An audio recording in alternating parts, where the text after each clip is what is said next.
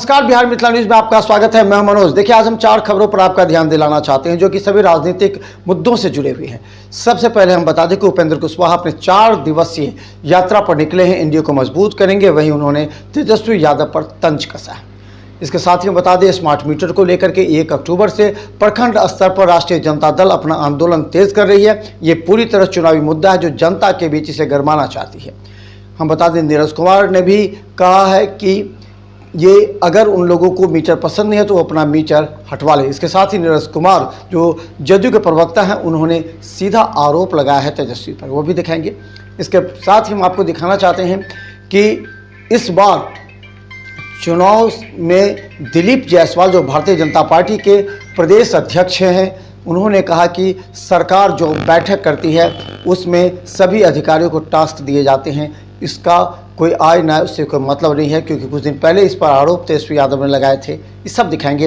इसके साथ ही हम बताएंगे कृषि रोड मैप किस तरह तैयार किया गया है, जिसके तहत कई चीनी मिल को प्रारंभ किया जाएगा। देखिए, आज बिहार की राजनीति गर्म रही, जहां एक तरफ जितिया पर्व था, पटना के गंगा नदी पर हजारों की महिला उमड़ पड़ी थी, वहीं दूसरी तरफ बता दें कि राजनीति बयानबाजी का आज काफ़ी ज़्यादा चर्चा रहा। सबसे पहले बता दें, उपेंद्र कुशवाहा जब पटना पहुंचे तो उन्होंने अपनी चुनावी यात्रा प्रारंभ कर दी है। ये 4 दिनों की चुनावी यात्रा एनडीए को मजबूत करने की बात करें। मगध के साथ अन्य कई ऐसे क्षेत्र हैं जहां वो अपनी पकड़ को मजबूत करना चाहते हैं। आपको बता दें कि उपेंद्र कुशवाहा कुछ दिन पूर्व ही राज्यसभा सांसद मनोनीत किए गए थे। इसके बाद से वो एनडीए में कार्य कर रहे हैं और एनडीए के पहले भी हमने यात्रा की है और जब जब यात्रा की है अधिकांश बार हमने चंपारण के इलाका से यात्रा की शुरुआत की है। इस बार हम जानबूझकर कुर्था से अरवल से यात्रा की शुरुआत कर रहे हैं। यही इलाका है मगध का इलाका और फिर उसके बाद शाहाबाद का इलाका, जहां एनडीए के लिए अनुकूल परिणाम, अपेक्षा के हिसाब से परिणाम लोकसभा चुनाव में नहीं आया था। तो क्या कुछ कमी रह गई, नहीं रह गई, उसके आधार पे हम वहाँ लोगों से विमर्श करेंगे, साथियों से, पार्टी के साथियों से, एनडीए के साथियों से और आम जनता से भी। और स्वाभाविक रूप से जो भी कुछ कमी रही होगी उन कमियों को आगे दूर करते हुए और बिहार के अन्य हिस्सों से जो फीडबैक आएगा उसको लेकर के समेट करके एनडीए की रणनीति इलाका वाइज अलग अलग विधानसभा चुनाव के लिए हम बनाएंगे, ताकि हर जगह मजबूती से एनडीए की जीत दर्ज हो सके। आप भी यात्रा कर रहे हैं, तेजस्वी यादव भी यात्रा कर रहे हैं, वो भी अपने संगठन को मजबूत कर रहे हैं। अगले साल चुनाव होना है। देखिए, अब स्वाभाविक रूप से विपक्ष के लोग हैं तो कुछ तो करते हुए उनको दिखना चाहिए, इसलिए कर रहे हैं। लेकिन उनको भी मालूम है 2020 में कुछ अलग तरीके के फैक्टर थे जिसके चलते उस समय उनको उतनी सीटें आ गई। इस बार वैसा कोई फैक्टर नहीं है, तो कुछ भी यात्रा कर लें उससे उनको कोई लाभ होने वाला नहीं है। देखिए, आज राष्ट्रीय जनता दल के प्रदेश अध्यक्ष जगदानंद सिंह ने आज प्रेस को संबोधित करते हुए कहा कि बिहार सरकार स्मार्ट मीटर के जरिए लूट और खसोट मचाना चाहती है, वो गरीब जनता पर अधिभार दे रही है। उन्होंने ये भी कहा कि जब तेजस्वी की सरकार आएगी तो 200 यूनिट बिजली फ्री करेंगी।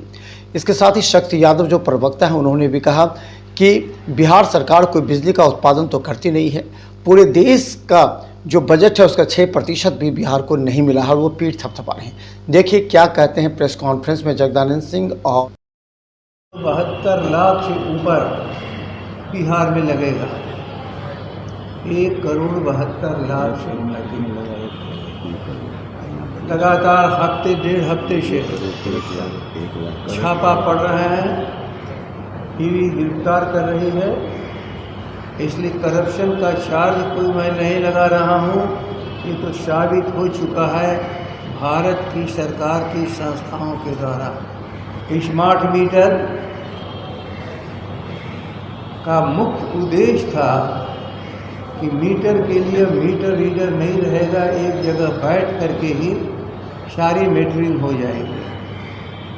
लेकिन ये उद्देश्य नहीं था कि जो पहले के मीटर बिजली का आकलन करते थे उससे 30 से 40% अधिक तेज़ी से ये मीटर चलेंगे। तेज़ी से मीटर ही चल रहे हैं। ये तय था कि थर्ड पार्टी के सामने जांचों परांत स्मार्ट मीटर लगेगा। वहाँ गया थर्ड पार्टी, आपके घर में मीटर आप कितना हो मना करेंगे, घर के बाहर वो ठोक करके चला जाता है। सरकार को रेवेन्यू लेना चाहिए, लेकिन उतना ही जितना का सौदा है सरकार के साथ कि प्रति यूनिट हम बिजली देंगे।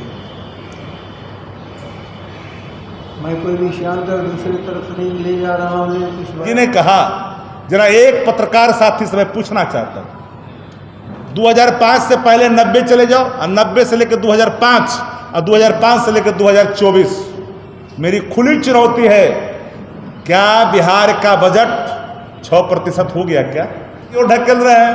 तो स्मार्ट मीटर के नाम पर जो स्मार्ट लूट है। और बताइए एक बात, ये आउटडेटेड कंपनी को ऐसा ये जो मीटर लगा है, जो बंद हो चुकी थी कंपनी, उस मीटर को ला करके अपने लगाया। 5G का जमाना है भैया, 5G का जमाना है, इसमें किस तरह से संस्थागत लूट हो रही?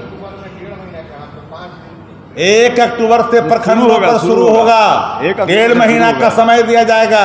अगर राज्य की सरकार अचेतना से चेतना में नहीं जागृत होती है, जो वर्तमान स्वरूप नायक का है वो अचेतन है, और उसमें अगर चेतना की जागृति होने के बाद इसको गंभीरता से नहीं लेते हैं तो राष्ट्रीय जनता दल चुप नहीं बैठेगी। वही हम बता दें कि इस मुद्दे पर नीरज कुमार प्रवक्ता जदयू सामने आए। उन्होंने कहा कि जिन्हें स्मार्ट मीटर नहीं लगाना है वो वापस कर दें। उन्होंने कई मुद्दों पर राष्ट्रीय जनता दल को ही घेरा। और झारखंड जब एक था, जब कोयला खदान था, बिहार के लोगों ने कौन सा गुनाह किया था? क्या आपने बिहार में घर घर बिजली नहीं पहुंचाया? जब बिजली उत्पादन की संभावना थी, एनटीपीसी बाढ़ किसका देन है? जरा बताएं ना। एनटीपीसी बाढ़, कांटी का थर्मल पावर बंद, बरौनी का थर्मल पावर बंद। तो माननीय नीतीश कुमार जी और बताएं, हम तो उनसे जानना चाहते हैं, किसानों के इलाके के हैं, 55 पैसा प्रति यूनिट किसान को हम बिजली दे रहे हैं। ये साधारण सी बात है, 55 पैसा प्रति यूनिट। जरा बताइए जगता बाबू, हम तो बिजली खरीदते हैं, खरीदने के बाद 15,343 करोड़, अगर मैं सही हूं तो इतना पैसा सरकार सब्सिडी देती है। जगता बाबू, आपसे एक ही विनती है, आपका भी बिल जाता होगा घर में, पैसे वाले हैं, बड़े लोग हैं, पेंशन भी मिलता है। अगर नीतीश कुमार की बिजली पसंद नहीं है तो नीतीश कुमार का सब्सिडी का पैसा लौटा करके बैंक अकाउंट में जमा करिए, बिजली विभाग को जमा करिए। नीतीश कुमार जी ने सब्सिडी दिया है, वो हमको बर्दाश्त नहीं हो रहा है, तो सब्सिडी भी लाभ भी ले रहे हैं और आलोचना भी कर रहे हैं, ये दोनों नहीं चलेगा। हॉस्पिटल पहुंच जाते हैं, सोनपुर से दूसरा जिला है वो छपरा, उससे जोड़ने का हमने काम किया। तो पुल को हमने जोड़ा, पुल जोड़ने का काम किया। हम राष्ट्रीय जनता दल और कांग्रेस को ये पूरे तौर पर चुनौती देते हैं कि अगर बिहार के अंदर में माननीय मुख्यमंत्री नीतीश कुमार जी के द्वारा बनाए के कार्यकाल में बनाए गए पुल की संख्या, उसकी लागत और उसकी जो अनुरक्षण नीति है, इस संदर्भ में हमने अपना मंतव्य दे दिया। आज भारतीय जनता पार्टी के प्रदेश अध्यक्ष डॉक्टर दिलीप जायसवाल सामने आए। उन्होंने कहा कि तेजस्वी यादव जो तंज कसते हैं कि अधिकारी मुख्यमंत्री की बैठक में नहीं है, तो उन्हें समझना चाहिए सभी अधिकारियों को टास्क दिया जाता है कि अपने अपने तरीके से काम करें। बैठक में मैंने उन्हें अपने जिम्मेवारी को निभाने का संदेश दिया है कि विभाग अपनी जिम्मेवारी के प्रति सजग रहे, ईमानदारी से काम करे और आम जनता को कोई दिक्कत नहीं हो, इसकी चिंता करे। पटना के सूचना एवं जनसंपर्क विभाग में आज चतुर्थ कृषि रोड मैप गन्ना को महत्वपूर्ण व्यावसायिक एवं उद्योग माना गया है। आज इस मुद्दे पर प्रेस कॉन्फ्रेंस करते हुए मंत्री एवं अधिकारियों ने कहा कि बिहार में कई ऐसे चीनी मिल हैं जो बंद पड़े हैं, उन्हें पुनः प्रारंभ करने की प्रक्रिया की जाएगी। इसके अलावा जो किसान हैं उनके अगर बकाया राशि उसे पूरा किया जाएगा।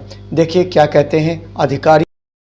आएगा ये किस तरह गुड़ प्रोसेसिंग प्लांट के तहत हम किसानों को ज़्यादा से ज़्यादा गन्ना उत्पादन में हम सफलता विभाग को मिले और किसान भी 2 पैसा कमाए और उससे बेरोजगारी उनका हल हो और उन क्षेत्रों में गन्ना की खेती हो, इसके लिए विभाग तत्परता के साथ कार्रवाई कर रही है। शायद 1 तारीख या कुछ तिथि तय है, हमारे दोनों पदाधिकारी बताएंगे तिथि के दिन क्या वो करने वाले हैं।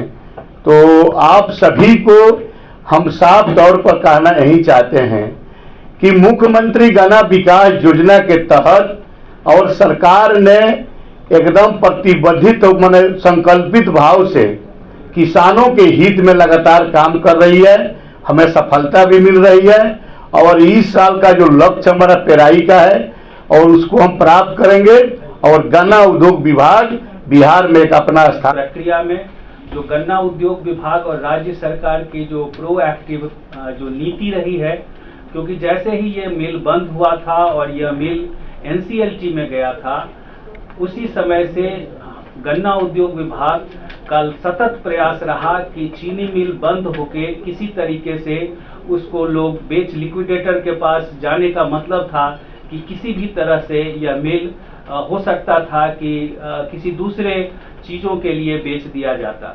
लेकिन विभाग ने लगातार NCLT में गए, हम अपील कोर्ट में गए और हम जो किसानों का बकाया था उसका भी मुद्दा रखा NCLT में और हमें पक्षकार के रूप में उन्होंने NCLT ने स्वीकृति दी कि आप भी पक्षकार हैं, राज्य सरकार भी एक पक्षकार है। NCLT कलकत्ता और NCLT Delhi sir, and so appeal court जब लिक्विडेटर अपॉइंट हुए थे तो हमने अपील किया था।